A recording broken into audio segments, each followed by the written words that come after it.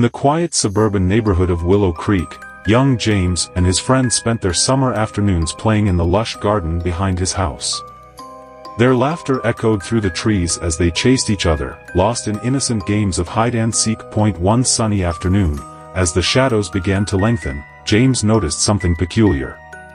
A darkness seemed to seep into the edges of the garden, creeping along the tree line like tendrils of smoke.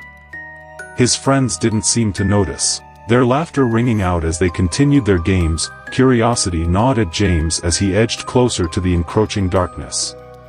It was unlike anything he had ever seen before, a thick, oppressive blackness that seemed to swallow the light around it. His friends called out to him, but their voices sounded distant, muffled by the growing darkness. With trembling hands, James reached out to touch the inky void. A chill ran down his spine as his fingers disappeared into the darkness, as if swallowed by some unseen force.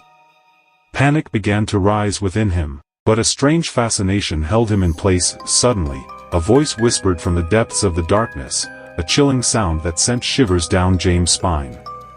It spoke of ancient secrets and forbidden knowledge, promising power beyond imagining to those who dared to embrace the darkness. Terrified, James stumbled backward, desperate to escape the grasp of the darkness. His friends called out to him, their voices now tinged with fear, but James couldn't tear his gaze away from the abyss. In a burst of courage, James turned and fled, racing through the garden as if the hounds of hell were at his heels. Behind him, the darkness roared to life, consuming everything in its path with an insatiable hunger. As James burst into the safety of his house, he looked back one final time, his heart pounding in his chest. And there, in the fading light of the setting sun, he saw it, the true source of the darkness. A portal, ancient and malevolent, shimmered in the air where the darkness had once been. And within its depths lurked unimaginable horrors, waiting patiently for their chance to break free into the world. With a final gasp of terror, James slammed the door shut, vowing never to return to the garden again.